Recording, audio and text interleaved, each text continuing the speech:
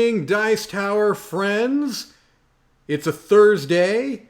It is here in the East Coast of the United States, a lovely evening, at least where I'm at. And welcome to you wherever you are coming from. I know we have people from all over the world. And with me tonight, I am happy, thrilled to present our special guest, the newest member, one of the newest members of the Dice Tower Dice Guy Club. It is Asdruval Cifuentes, a.k.a. the Retro Board Gamer. How you doing, man? I'm pretty good, Mike, and it only took me 5 years to get one of those things, Yeah, it's it's heady business getting your own dice guy. I joke about that, but I was actually talking to Tom about this recently. I was telling him how excited I was when I first saw when I found out I was getting a dice guy and I saw it. Like, that was legitimately exciting to me, like really exciting. I'm not sure he understands quite how, it may not be to everybody, but it certainly was to me. No, I completely agree with you because when he had emailed me last month saying that, hey, do you want a dice guy? And like my hands started shaking of, what do you mean? Of course I do. Thank you so much. You don't know how much this means to me. Mm-hmm. So it was really exciting. It was really exciting. It is, and you got two of them right off the bat. And I had to wait for my second one a little while. So, but yeah, they are cool, and those of you who are watching can see Asdruval's dice guy. I had to make it a little bit smaller. Oh, it's on. It's over the other. You're over your left shoulder. This way. There you go. Wait, you got to do your thing, man. Tweet me. Tweet me at this way, boy. Right. But yeah, just so you know, it's had to be smaller because your name is longer than mine. So it's not like a stature thing. I'm not making any kind of a statement there. So I'm going to look really quickly before we get too far. No one is saying anything about our audio or video, so good. So why don't you, Asdruval, if you would, for anybody who might not know, although I mean, look, you're Dice Tower alumni. You've been around the Dice Tower for a while, but why don't you just kind of explain what you do in any capacity at all that you'd like to talk about? Well, for the Dice Tower, I am showcasing my very large collection of retro games. And there's already a question here. It says, how many games in my collection? Well, oh, geez. Well, let me find that. William McGinnis. Yeah. To be honest with you, I literally stopped counting about 15 years ago, and I was already at 200. And that was just vintage games. Okay? So I still keep getting them. I still keep acquiring them and finding them. And I honestly don't think I want to know how many I have, because that just that would mean that I have a problem, Sure. So if we don't acknowledge it, it doesn't exist. That's definitely that's definitely my philosophy as well. I can see we have that in common. Hopefully, I'm not undercutting other people's questions, but this leads me to a few questions, if you don't mind, just based off of that, and then we'll So basically, you talk about retro, old school board games on Board Game Breakfast.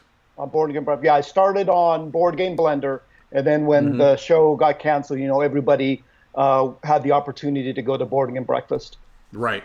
Okay, so you said you're still acquiring these retro games. Where do you are you the thrift store route? Are you the eBay route? Are you the BGG route? Where do you generally go, or do you kind of spread a wide net? Yeah, eBay. When eBay first started popping up about 95, 96, and my dates might be a little wrong. Before that, you used to go to any thrift store, your Goodwills, your little, antique stores or whatever, and there used to be a plethora of board games just everywhere. Right. Everywhere. A nice variety of board games. And then eBay hit, and now we don't have the kind of selection we have at the thrift store anymore. Now you just have your million Trivial Pursuits, your million hits. Every once in a great while, I'll find a good gem at a thrift store, but not as good as it used to be in the past. Right. I do get a lot of, I do get lucky with estate sales a lot. So I go to a lot Ah, of garage sales, a lot of estate sales. I okay. kind of scour everywhere. When I go Mm-hmm. visit my parents in California, I don't know if it's because of the location that they live in. Board Mm-hmm. games are not very popular, but I have good luck in California. Hmm. I kind of tend to stay away from eBay because the prices are just Sure. so overinflated. So Right. I really can't justify paying, $100 for a game that was from 1970. It's No. just, no, I don't want to do that. Right. I like, spending just the minimum amount of money that I can because not only do I, collect these vintage games, but I also play modern games, which is something that people don't realize. They think that, Right. oh, I just play retro games, but Right. no, I get the new stuff too. So, Right. Well, I know because I follow you on Twitter and such, and I see that you play modern games. But that's definitely something. We a lot of us have our niche, right? And so a lot of people still can't get over to the fact that I play multiplayer. At least before all this, I was playing multiplayer games at least as much as solo games, and I'm sure there are people that think that you only play. Smokey and the Bandit, followed up by Pete's Dragon, followed up by the Beverly Hillbillies. I don't know if those are actual games. And since we've got William's question up here, I'm just going to follow it up with a statement. He said, I think my goal in life is to have a beer with Asdruval and his parents and play any game in his collection. Your parents are rock stars. I mean, you realize this, right? They have completely taken all of the shine from you. The spotlight, anytime the three of you are on camera, you know that the attention is going to them, right? I'm not telling you anything you don't know. right, I'm well aware of this, and Yes. my mother loves every second of it, and my father, he can't stand any of this. Right, right. And he So shows. yeah, those reactions on video of him, those Mm-hmm. are actual reactions that he does not want to be there, and he does not want to do it. He is not acting, okay? He is not acting. Yeah, and it's fantastic. It is fantastic to see. I'm trying to remember the first one. It may have been the one with the dynamite one, but the first time I saw your parents, I think I even maybe Facebook messaged you or something, and I was like, man, this is gold. I was laughing so hard. I'm not a laugh out loud type person very often, but that was definitely one of them. So we've got Asdruval. We've got some of our favorites in the chat. We've got Gator Dave, One Pip Wonder, Nick Wagner, Kabuki's in the mix. All kinds of Earth Fat. And if I don't mention your name, please don't take offense. I'm just kind of scrolling through quickly, and it's lovely, lovely to have you all here with us. So let's take a look. Nick Wagner says this is a really good point because I'm in Nick's same boat here. Nick Wagner says, I'm starting to need glasses. I want the style you have, Asdruval. So, are you familiar with? Okay, that's Are you familiar with? Before you get funny. started, Yeah. I got to ask you this: Oh, sorry. Are you familiar with Elvis Costello? Yes, I have heard some of his music before. Okay, because to me, you've got the classic Elvis Costello glasses, and if I were gonna wear it, would be that style right there. So, sorry, go ahead.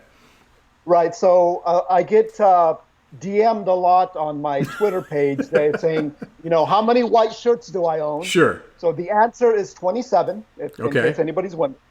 And I only wear Stafford. They're a particular brand of shirt. They're not cheap. Okay. Right. And my glasses are from a company called Fatheads. Fatheads. Okay. Okay. Fatheads. And that's at the end. It's a Z, not a. So, yeah. Yeah. So those the are my brand. Yeah. If any of those want to sponsor me, I'm available for that. Yeah, the Z makes all the difference. If it was just with an S, Fatheads with an S, they wouldn't be nearly as cool. So here's the thing. I'm like Nick in that I'm starting to need glasses, and I probably have needed glasses legitimately for 5 years. But growing up my whole life, I never needed them. And so I'm really having a hard time fully committing myself to getting a pair of glasses, either going to get my eyes checked and getting actual glasses that are prescribed or even getting readers. So here's what I've done. I'm going to do something very bad for a moment. I'm going to step away from the camera, so just give me 1 second. Okay, I'm back. So here's what I've done. This is my only concession to glasses, and it's because I am vain. So I've got my keys, right? These are my keys. Now this is, you wouldn't know what it is, right? It could be anything. However, these are my, there we go. Oh, look at that. It all comes into focus now. Look at that. And they just stay right on your nose there? Yeah, they've got a little thing there. So these are, I think, 10 times magnification, and that's as far as I can go. I probably need to actually get glasses, but if I can get some that look like, I can get the fat heads, I think I might have to get into it.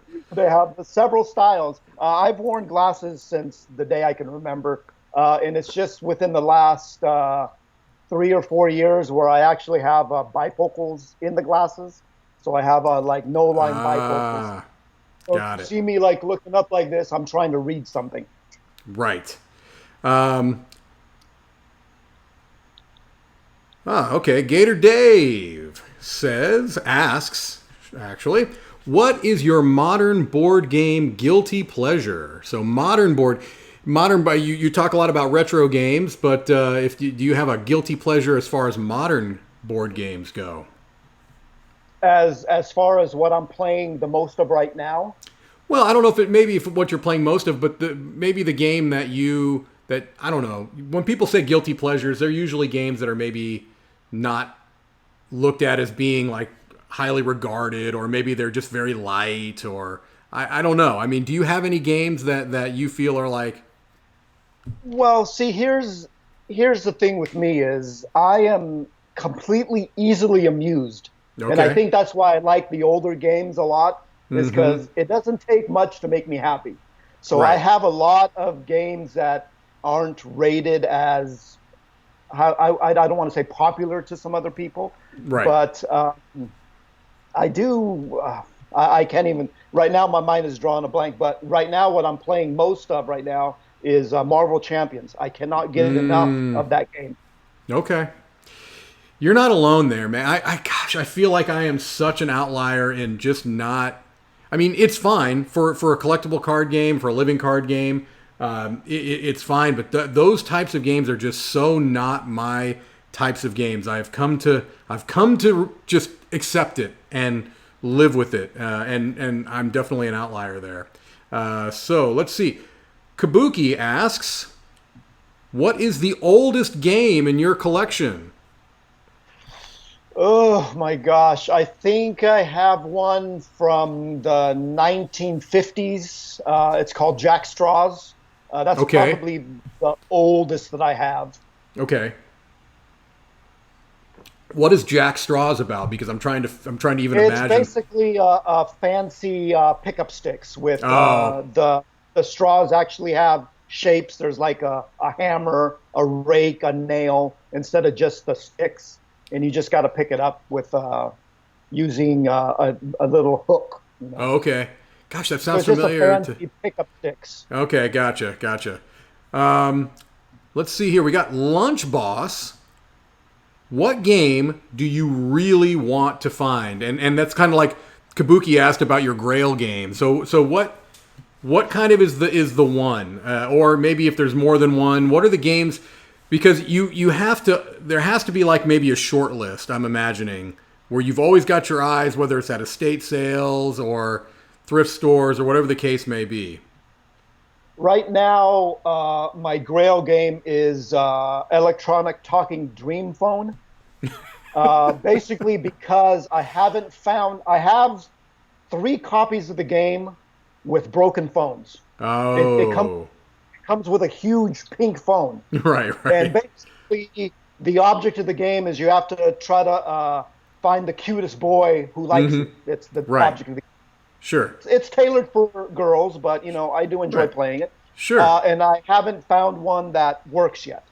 They rarely pop up on eBay. That's probably one I would consider buying on eBay.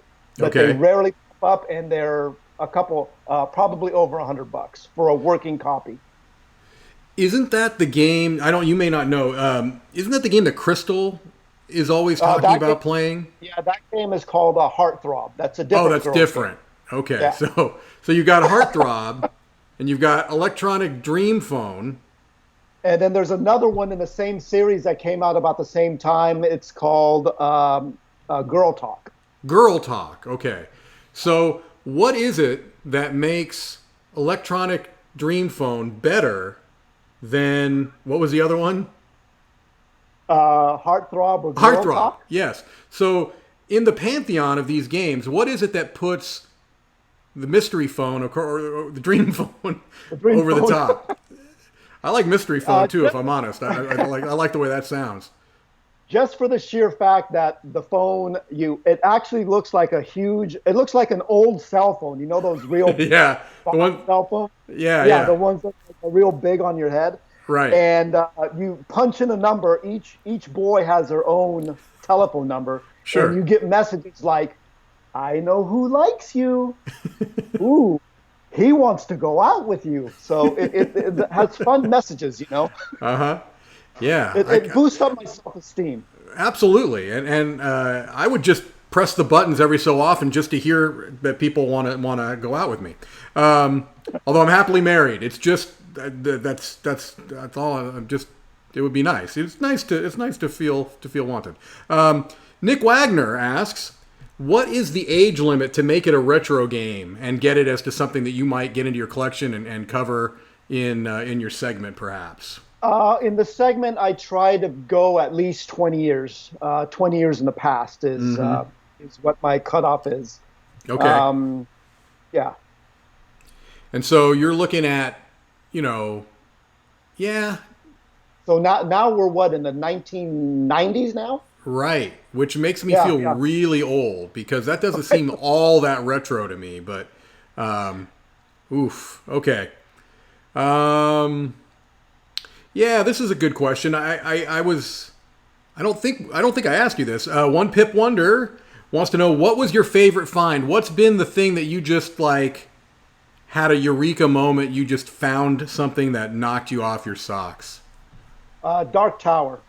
Oh, I you actually found found the OG. two working copies of Dark Tower. I was Wow. literally driving down the street, and I was at a red light, and this lady just had a bunch of stuff on the sidewalk in front of her house, and Mm-hmm. I just happened to look over and kind of glanced around, and I just literally saw the two boxes because they're big boxes. Yeah. I literally saw the two boxes on a stack of other stuff, not board game related. And I whipped around. I almost crashed because I whipped the car around. I made a Right. U-turn. Uh huh. I stopped. I jumped out of the car, and I undid the stuff, and I found these boxes of two complete working Dark Towers that I got for $20, both of them. Wow. And we're That's talking on eBay. That game is $200 to $300 for a working copy. yeah. That's amazing. And the components were in good shape and everything. Yeah, they're all in good shape. Wow. The boxes were in good shape. So I asked, of course, then my next question was, what else do you have? Right. But she didn't have anything else. Wow. But that's So pretty that has spectacular. been my most spectacular find ever in my Yeah. entire life. I probably never, ever do that again. Well, that is pretty impressive. There's no two ways about that. When I tend to think of retro games as far as like when I was a kid, the games that I wish I had a copy of now, they're not. I mean, they're not something that's like rare, but the games that I wish I can get hold of would be crossbows and catapults because I remember playing that on my kitchen floor. Just flinging stuff across the linoleum, and the electronic Dungeons and Dragons game. I got that for Christmas one year, either my Christmas or my birthday, and man, I was so knocked out. Have you played either of those games? I have played. I do enjoy crossbows and catapults. The Dungeons and Dragons game is another really hard one to find I and bet. still working. It's really Right. difficult. Really difficult. So Even you, on eBay, they rarely pop up. okay, so you don't have a copy of either of those? I have crossbows and catapults, but not a working D&D game. Okay. I have a Uh, broken one.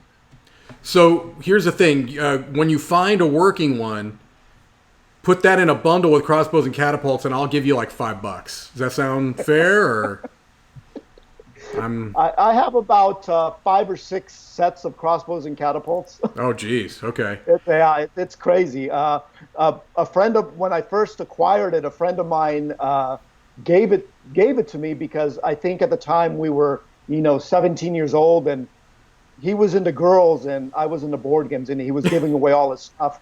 So he goes, "Here, do you want this?" I go, I'll take it. Yeah, And I'll yeah. take all your GI Joes too. So I got a bunch of stuff. You're He, so he grew up. He grew up, and I didn't, basically. right. Well, but look, I mean, you don't let opportunities go by. That's what I'm hearing Oh, no. right now. You will cause a 3-car pileup, and you're going to do what it takes to get done what needs to get done. You're gonna take care of business, and I appreciate that about you.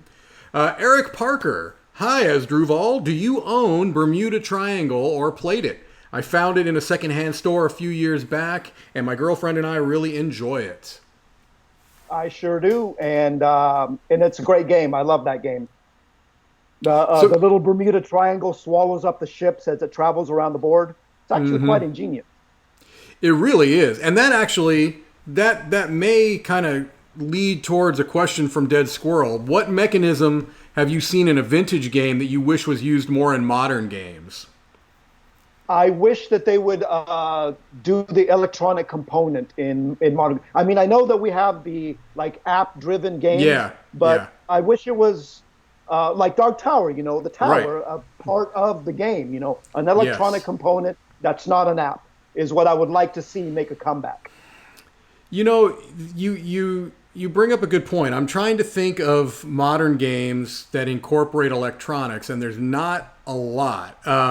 Usually, you see them in kids' games if you're going to see them in anything. You might see them in a kids' game. And I do know that this game that I'm backing on Kickstarter called Dwellings of Eldervale, they had an add-on which was completely superfluous, and where basically there's monsters that come out, monster minis that come out on the board, and they have these little electronic stands that you put them on, and when you put them on the stand, it makes noise. It like roars or something like that. I was like, oh yeah, I'm definitely all.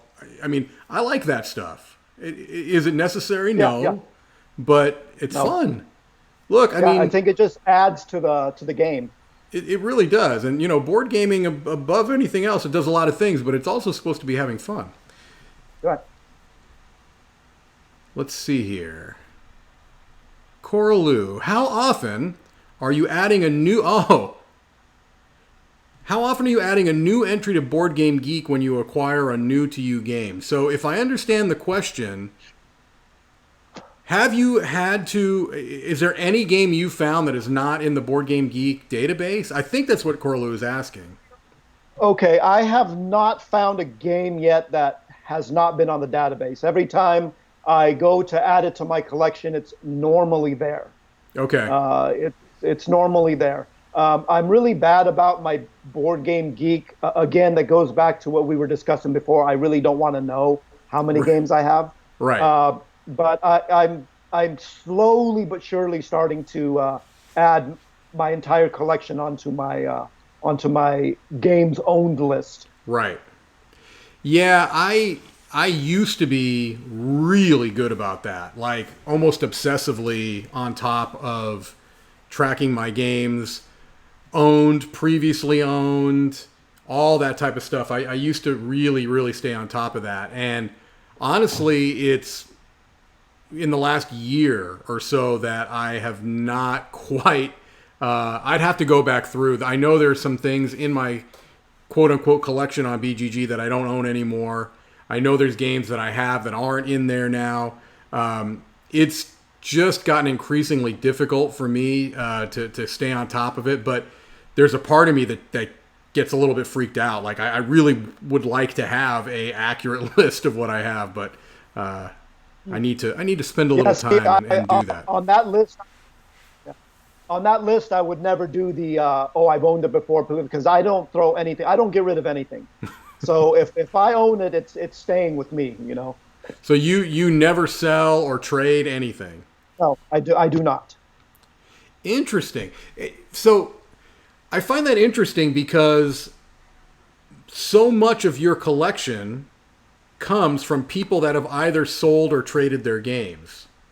Is that something you've ever Right. like considered or thought about? Like you don't ever do that, but that's really how you've gotten so much of your collection.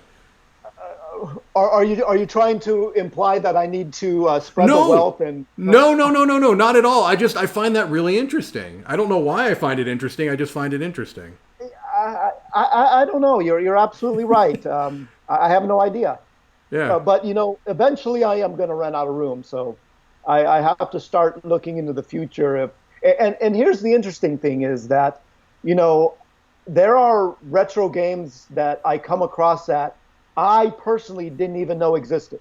Okay. Like sometimes I'll be like, wow, I didn't even know. I didn't even. I wish there was a really comprehensive list of every single retro game, every single board game out there. That would be awesome, but that would probably be an impossible task. It sounds like something that is a missing part of the market. This sounds like something that can be we talk about you not missing an opportunity, and I think that this is an opportunity for you to make you've already made a name for yourself in the board game world, but talk about having this huge, I mean, you're the man to do it. Yeah, that's a lot of pressure. You heard it here, folks. Starting tomorrow, Asdruval is going to begin the process of creating the definitive retro board game archive. No. William Krotz asks, have you ever put a money value on your old games? If so, how? So is this something that you kind of try to keep track of like, I don't want to get too personal, but I know a lot of people will even get insurance for their board games because if they have a large collection, it's an asset. Right. It's something that they actually... Yeah. So have you really looked at a valuation at all from your games? Well, I do go on eBay just to look to see where the market is on these games, but I think in my opinion, a game is only worth how much somebody is willing to pay for it. Okay, sure. Right. I mean, you can list something for $100, but does that mean that it's going to sell for $100? And then, if it doesn't sell, you bring it down to $90. Right. And if it doesn't sell, you bring it down to $80. I guess it just depends on how much somebody's willing to buy it for. I mean, I guess that's always the market for something like this is that, it's worth whatever somebody is willing to pay for it. And this is kind of a related question from EarthFat. Are vintage board games worth much? You've kind of addressed that. What game that you already owned has inflated in price the most? I think that's an interesting question. You don't have to answer the next one if you don't want to. What's the most you paid recently for a vintage game? And I think you're cool. So that last part didn't come from me, but I think you're cool too. But so what game question, what was the first question again? The first question is, are vintage board games worth much? And we kind of talked about that a little bit. Some of them are. Some of them are. So what game that you already have owned, or still own, seeing as you've never gotten rid of a game, what game that you have has inflated in price the most since you've owned it? Fireball Island is definitely one of them. The original, Dark Tower, the original, yes. Dark Tower is another one. It from the Pit is another one. And, It from the Pit. It from the Pit, yeah. It's got a monster that actually his hand comes up and scoops you into his pit, and it spins around on the board, and it pops up every couple of seconds. It's kind of like a real-time race game around the board. Okay. Those game. There's another one called Tornado Rex that's pretty expensive and hard to get. And I know there's others, but off the top of my head, those have been pretty inflated, and it seems that people are paying good money for those games. Right. And if you're comfortable answering, because Kabuki also asked the same question like right after it, what's the most you've ever paid for a vintage game?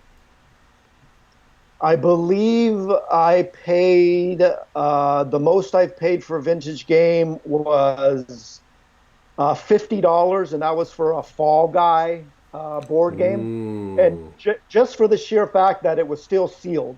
Okay. But that's pretty reasonable, actually. I would have expected a much higher number. But that's pretty good. But yeah, you've got the Fall Guy was that Lee Majors? Lee Majors, yeah, the Lee Majors TV show. Yeah, so you've got the whole Lee Majors factor in there between that and the $6 Million Man, and I mean, that's some classic vintage TV right there. Yeah, I'm pretty thrifty when it comes to buying these games. I don't like to spend absorbent amount of money on the vintage stuff. Right, right. Ken Aguasa asks top 2 or 3 retro games and top 2 or 3 modern board games and why. The retro games is my number one favorite game of all time is Dark Tower. And Okay. just for the tower itself. Have you played the new I version? I know you work with restoration. Yeah, I've dabbled in the new version in the prototype stage, and it's Okay. still in the prototype stage. But yeah, it's coming along nicely, by the way. Mm-hmm. And just for the sheer fact that the tower, keeps track of everything that you have, keeps track of things that are going on in the game. I just think at the time that game was revolutionary for its time. Sure. Right now, I'm playing Marvel Champions because number one, we're quarantined and that's a game I can play by myself. Mm-hmm. And I just like Marvel Superheroes. Okay. I think it's Fair a enough. great game, and I like the living card game aspect of it, where you just buy one thing. It's not you're searching for cards. You buy Right. one thing, and all the cards are there. Yeah, and I suppose if you're going to have that type of a system, that's better than the CCG, but they both still are too. I have too much of a compulsive personality, I guess. This is a good question. One Pip Wonder asks, what made you first decide to be a contributor? So you said you were first on Board Game Blender, that kind of the companion show.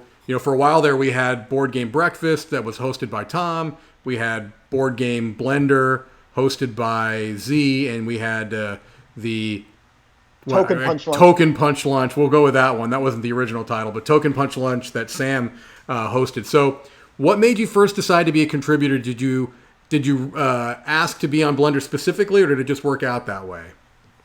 Well, no. When Z Garcia got hired as a full-time employee for the Dice Tower, this was about 5 years ago. Mm-hmm. He put out a call saying that he was going to start a new show like Board Game Breakfast.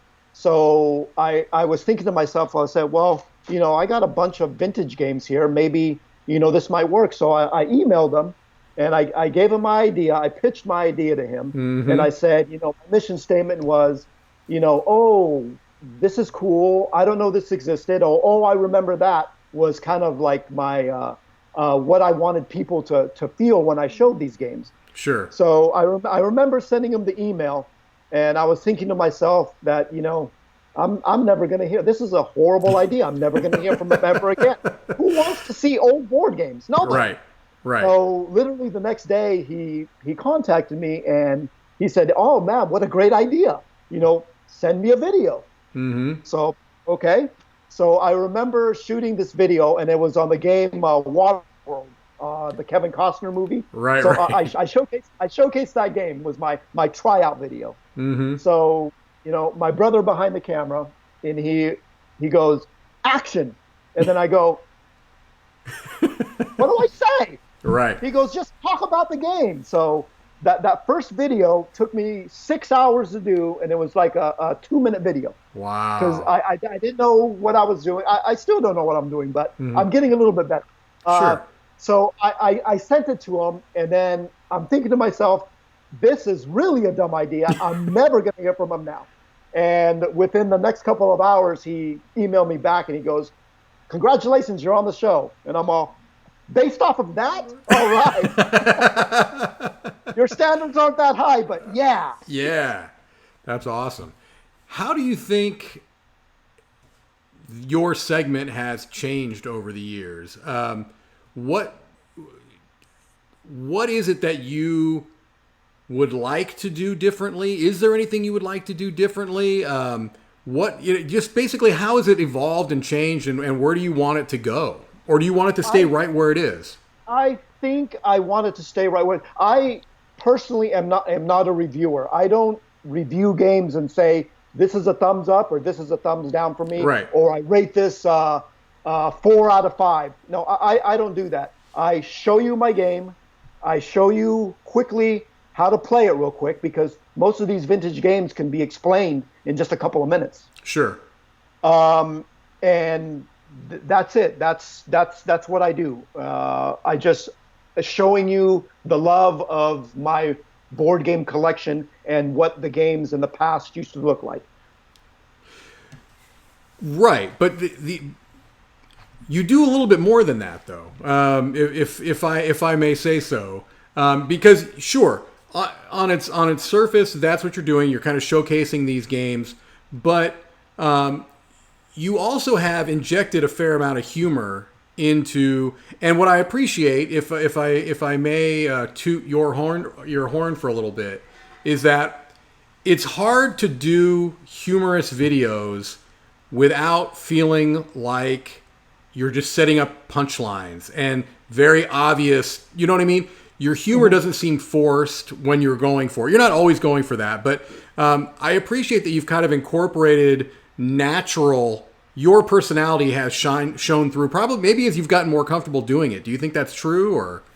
I have gotten a little bit more comfortable. The injecting the funniness into my videos. It after the first Board Game Blender aired, a guy commented that my bird was squawking, and he actually counted how many times it squawked. Right. He says your bird squawked 17 times through your 3-minute video. Shut that bird up. So the next video, I did like a Terminator thing where I made my bird walk across the table, and then I fake shot him with a Nerf gun. Right. And then I got a comment saying, you shouldn't be fooling around like that. So it's like, well, I'm onto something here. So I try to take what people are saying in the comments and try to inject that into my next video. Or I just think of whatever, because Board Game Blender used to have a theme to it. Right, so they used right. A theme, and everybody talked about that theme. So I kind of thought, okay, well, what can I inject as being funny? So that's how all that spawned, I guess. Right. Now that we used to get 3 minutes on Board Game Blender, now we get 2 minutes. 2 minutes, baby. 2 minutes. That's right. So it's kind of hard to do anything else but just talk about the game now. That's true. Yeah, that does limit a little bit of your ability to kind of bring in some of the more elaborate stuff that you used to do. Kabuki Kid says, I want a video of a tour of Asdruval's collection. His collection must be a marvel to witness. That's another question that I've been asked a lot. I actually have a storage facility full of vintage games, and I have a bedroom that's just dedicated to games. My kids sleep on the couch. They don't have a bedroom. My board games are in my bedroom. Wow. That's impressive.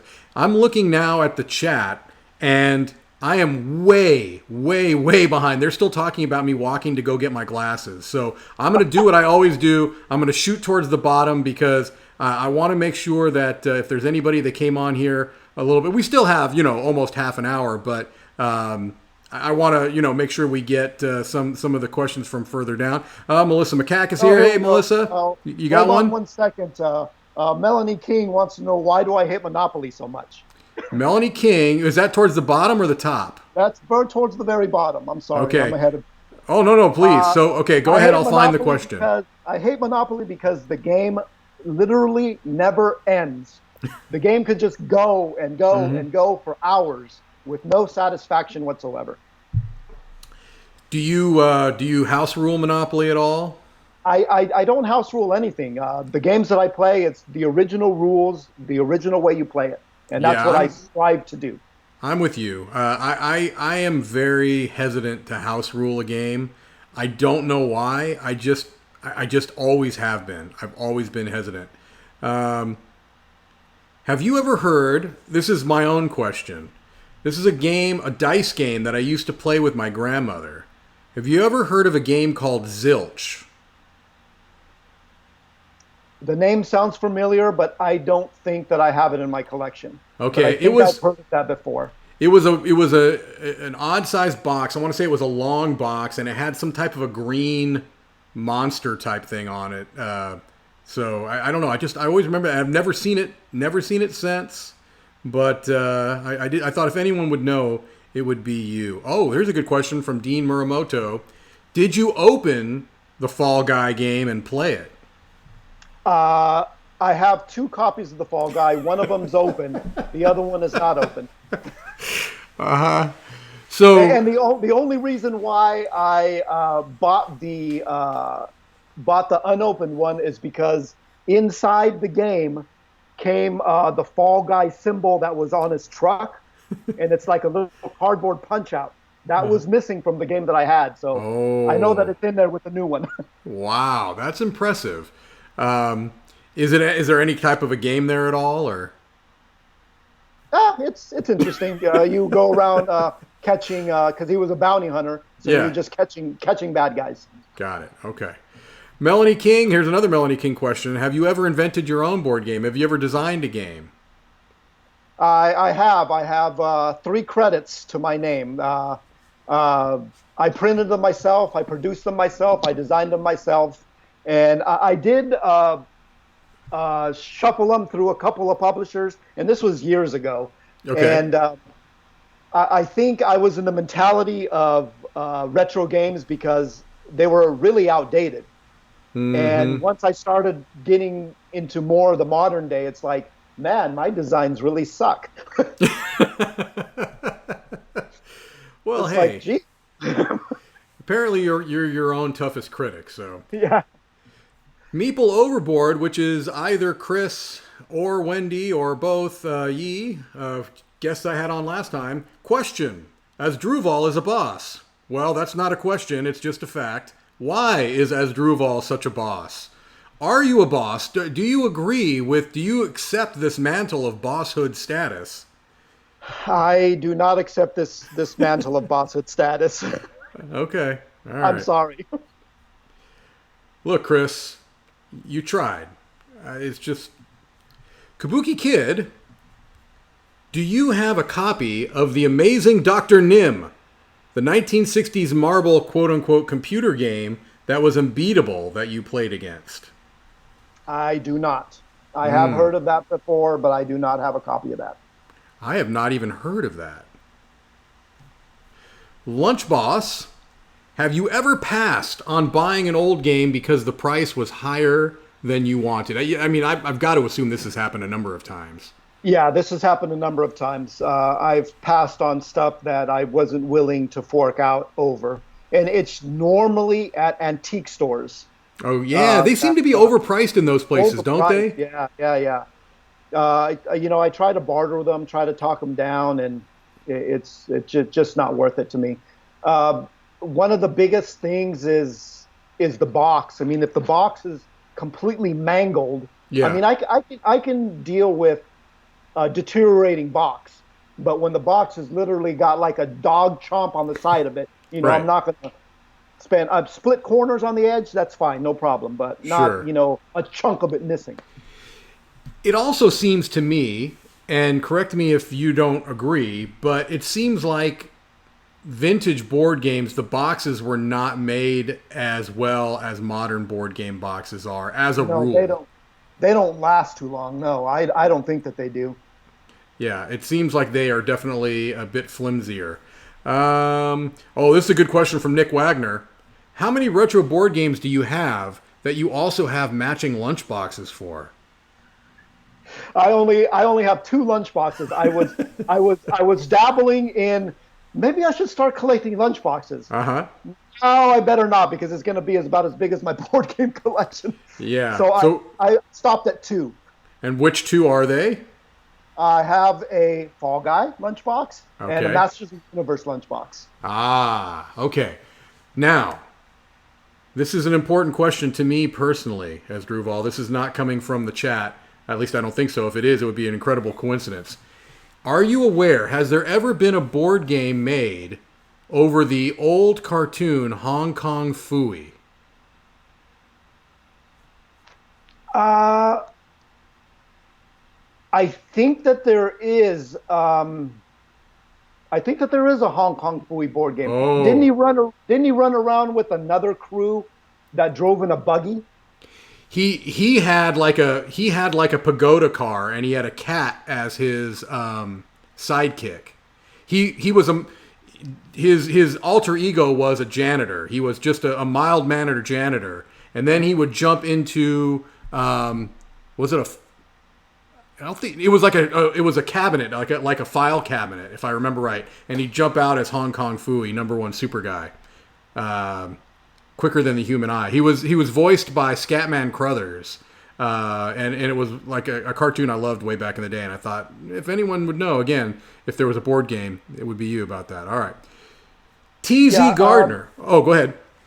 There was a question earlier on Okay. that just kind of caught my eye. I don't know who asked this, but they said, "Have you ever opened a game and found critters living inside of it?" Oh, yeah.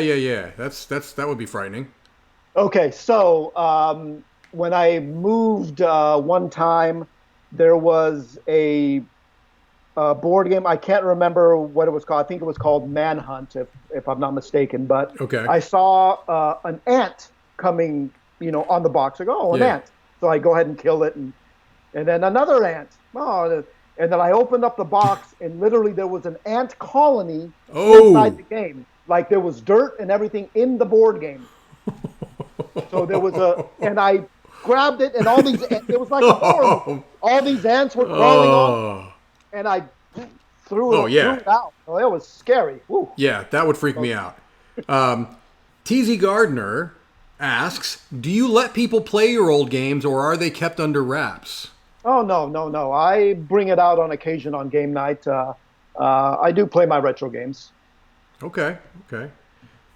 All right, well, here's an actual question. Not a question about whether you are or are not a boss, although that is a fascinating question from Chris and or Wendy. Asdruval, who is your favorite designer? And a great question. Right now, it's probably Rob Davio, Okay. the guy that did the Legacy stuff. Yes. What's your favorite Davio game? I enjoyed Seafall. I don't know why it gets Really? such a bad rap. I enjoyed it. Okay. All right. And I don't tend to like the longer games that last more than an hour, but I found that game kind of satisfying. I've never played it, so I can't say I don't. Oh man, you can get it for dirt cheap. Oh, I know. For like $15. I've heard. My bigger issue is that if it was a one-off game, I would be much more willing to take a try at it. But knowing it's a legacy game, there's other legacy games I know I want to play that I haven't started yet. So it would be way down on the list. Kabuki Kid, another Kabuki question. Do you also collect the old electronic handheld games, stuff like the Mattel Football or the Tommy's Blip games? Yeah, I don't collect any of those, no. Okay. But I have played them in the past. Oh, I used to play the electronic football a lot. Yeah, I used to hide it in my backpack and take it to school. Uh-huh. Yeah, I know. I can tell. Yep. That sounds very much like you. Scofflaw. Oh, One Pip Wonder wants to ask, what is your favorite midnight snack? Snowballs and Coca-Cola. The Hostess Snowballs? Hostess Snowballs, yes. The pink coconut. Mm-hmm. Wow. Correct. I don't know that I've ever heard someone choose Snowballs as their favorite snack. That's interesting. All-time favorite. I'll wake up at 3 a.m. just to have one. Wow, now that's impressive. Coconut, especially when it comes to snacks, it's very divisive, as Asdruval. A lot of people hate coconut. Now, I'm not in that camp. I'm not the biggest Snowball fan because the ratio of marshmallow to everything else is a little high to me. But have you ever had zingers before? Yeah, I've tried zingers. My favorite zingers are the raspberry coconut zingers. Now that, you want to talk about a taste treat. You get yourself a raspberry coconut zinger, now we're talking. Yeah. I personally, I can't get past the raspberry mixed in with my coconut. Oh, that's shocking. That is shocking. All right. Snowball. Oh, twice as nice. Woodworth said, snowballs here are lavender. I'm trying to get that to come up. There it is. I wonder, twice as nice. Maybe is that a overseas thing or? No, they're lavender because they're trying to get rid of all their Easter stock. So that's why they're that color. They're normally Gotcha. pink. They're normally pink. Okay. Okay. And one And pip. for Halloween they'll be orange. It just depends on what I gotcha. season it is. Okay. One Pip Wonder says that she loves oatmeal at night with chocolate chips. So, all right. Wow. Let me tell you, as soon as you start talking about food or things like this, the chat just explodes. It's like mounds and zingers and all this kind of stuff. People do love their snacks, and I can't blame them. In this, Ken Aguasa asks, in this game collection storage unit, how do you store them to avoid another one of these ant scenarios to keep the critters outside from coming inside? Do you have I don't know if I can avoid that, but I do pay a little bit extra for it to be temperature controlled. Climate controlled? Yeah. Climate controlled. And it is indoors. It's not like an outdoor facility. I'm not saying that critters still don't come in there, but Sure. I haven't seen any. Okay. I used to stack them up about as tall as I am, like 5 feet high. But then the boxes started getting crushed, so they're now on shelves. Gotcha. Jeremy Koffler asks, do you have any vintage CCGs or LCGs? You've talked about Marvel Champions. You're a huge fan of that. Do you have any of the vintage, old school CCGs, LCGs? I have a lot of Magic the Gathering stuff from I guess the early days. the old ones would be considered vintage. Yeah. Vintage, I guess. Yeah, that's probably about it. It's just Magic cards. I'm wondering if this question is, if there's more to this question than I am not aware of. Sarah Erin asks, do you get to play board games every week with really awesome people? So I didn't know if Sarah was like maybe part of a board game group that you normally have. I'm assuming now maybe things have changed, but What was that? What was that last name? IRIN. And the question was what? Do you get to play board games every week with really awesome people? And the answer is yes. I get to play with awesome people. Is Sarah one of those people? Probably. Do you have it? Well, do you have a regular? Again, things have obviously changed here recently. But do you have a regular game group that you would play? I have about 4 or 5 different game groups around. Okay. I don't think I knew that. For some reason, I thought that you had a pretty small group of people that you played with. But so you have a pretty good. I think it was because I thought you were in a rural area. Am I wrong there? Or It's semi-rural, but there's a bigger city, 30 miles down the road. So I go there.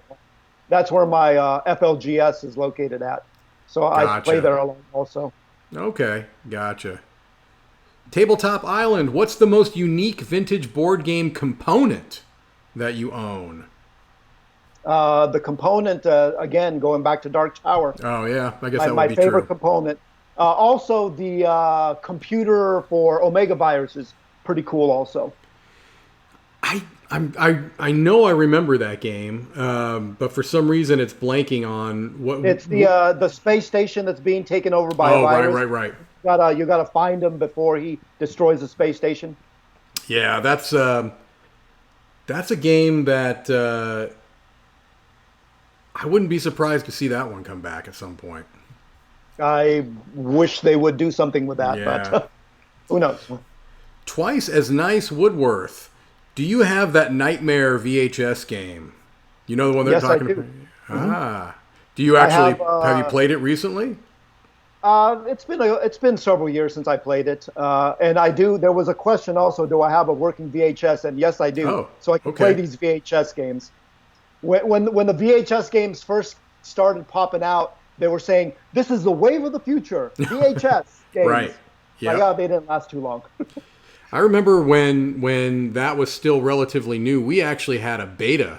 We had a Betamax machine. Ooh, yeah. Those were better quality, but they were harder to get a hold of than the VHS tapes. I remember we had a top-loading Betamax machine that had a wired remote control. So that is turn of the century futuristic stuff right there. Do you see a question? You look like you were. Earthfat says Asdruval looks like a pinball guy. I was ready to bring Yes, that one up. yes, I am. I love pinball. Have you played pachinko before? I've dabbled into a little bit. Yes. You're a pachinko dabbler? Yeah. Yeah, my older brother had a pachinko machine when I was a kid, and I remember just being obsessed with playing that thing. Obsessed. And I don't think I knew at the time that pachinko, you may know this, I don't know, isn't pachinko like in Asia used as like a gambling type of a thing? It's a gambling thing. Yeah, you go take your balls back and turn them in for money. So yes, it is a Right. gambling. Okay, so I just liked playing the machine. I liked watching going all down and Yeah, so there's literally in Asia, there's or Japan or China or wherever, there's actual bars that have just full of pachinko machines. yeah, like pachinko casinos and stuff. Yeah, pachinko casinos. There you go. Yeah. King Fat 44, do you own Mr. Game Show? I remember this thing. Yeah, I do. You do, and it's a working copy? It is. Yeah, Didn't he have like this big knock, knock, knock, knock, knock, knock thing? big mouth. Yeah, big Yeah, old teeth. yeah. I remember the commercial for that, believe it or not. Man, that makes me feel old. I actually remember when that was being sold. All right. Okay, Kabuki going. I know we've had a lot of Kabuki questions, but Kabuki always comes with just multiple questions, and they're good. What's your favorite vintage arcade game, or favorite pinball, or both? Favorite vintage arcade game is Tron. Oh, with the light Remember bike. Tron? Yeah, it had like four Yeah. different games, didn't it? hmm Oh, Four little mini games in the game. I I love loved that game. Tron. Yeah, you had the Yeah. light bike. You had one that was You almost had like You had the light bikes, you had the tanks, you right. had trying to go into the MCP cone, and Yep. you had trying to get rid of the grid bugs. The grid Yeah, bugs, yeah. shoot all the grid Man, bugs. that's a I good love that call. game. I Love. loved Tron. Loved Tron. Man, good Pinball call. game would have to be the Adams Family pinball game, the Ah, original one from Willie. That's a fun machine. And what was wow. the third part question? I think that was it. Your favorite vintage arcade game, favorite pinball game. Right.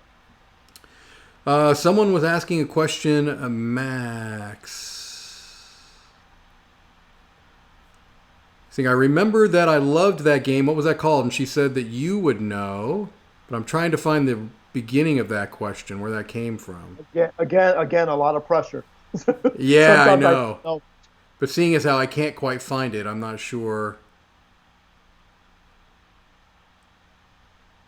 Dean's talking about Berserk and Pac-Man board games. Do you have the Berserk and the Pac-Man board games? Yes, I do. Several copies of each. Several copies of each. Well, What see, do you here's the think? thing: is that Go ahead. when I find a copy, sometimes most of the time it's not complete. So I have to Right. get another copy to actually make one complete game. And then Got it. theoretically, I should be throwing out the other one, but since I keep everything, Yes, that's true. So let me ask you, what do you think is the best board game adaptation of an old school arcade game or God, video game? there were so many of them that they did into board games, and they all pretty much hold to the theme well and try to keep the core of what the arcade game was like. They try to Right. transfer out. I think they did a pretty good job with that. I have two that I can think of offhand that I remember playing and liking. I remember really liking the Donkey Kong board game. Yeah, it's cool Because how the barrels come out of the Donkey Kong's. you press down. I mean, to me that gimmick enough was. I would actually love to have a copy of that right now. And then, if I remember right, there was a Q*bert board game that I liked quite a bit too, which translates really well if you think about it, because it's just an isometric board basically. And if I remember, you're trying to jump around and do what you do in the game, in the video game. Exactly, yeah. Yeah, so you had that one as well, or probably still do? Yeah. Zaxxon. Oh man, I haven't thought about that game in a long time. That was a board game too, wasn't it? Yeah, that's a board game. And the ship moves up and down to signify how high or low you're flying. Yeah. So again, just like the arcade game, they translate it into a board game. And like I said, they did a pretty good job. Yeah, that's now that I think about it, there's a lot of a bad rap that IP games at least used to get. Now, not as much, because you've got groups like Prospero Hall that are just knocking IP games out of the park. But for the longest time, IP games were generally considered to be garbage. But if you think about it, back in the day, those arcade game board games were pretty good. Ken Agusa says the Defender board game was horrible for him. So Defender actually had two board games. One was made by Milton Bradley, and one was made by a company called Zentech. And the Zentech version, I believe, is the better of the one that actually goes with the arcade game. If I'm not mistaken, I could be mixed up with that one. Okay. I will tell you that probably my most disappointed that I ever was with an Atari 2600 video game was when I want to say at the time it was $50. And this was back in, like the 80s when it was new, was getting the Atari 2600 version of Defender. That was so bad. So horrible. So bad. Just like the Pac-Man version for the 2600. That was horrible too. The Pac-Man version was horrible. It wasn't Pac-Man. He only went one direction. He wouldn't change orientation. He wouldn't change orientation. Yeah, he never changed orientation. The ghosts always looked like they were blinking. It was a bit problematic, but I still thought Pac-Man was a little bit better. And also, it was like maybe 1/10 of the size of the board, and there were maybe like 40 dots that you had to eat in each one. So, anyway. Wow, well, we are already at our time. Do we want to try to find one more before we sign off? Is there a particular question you would like to end with? I am looking right now.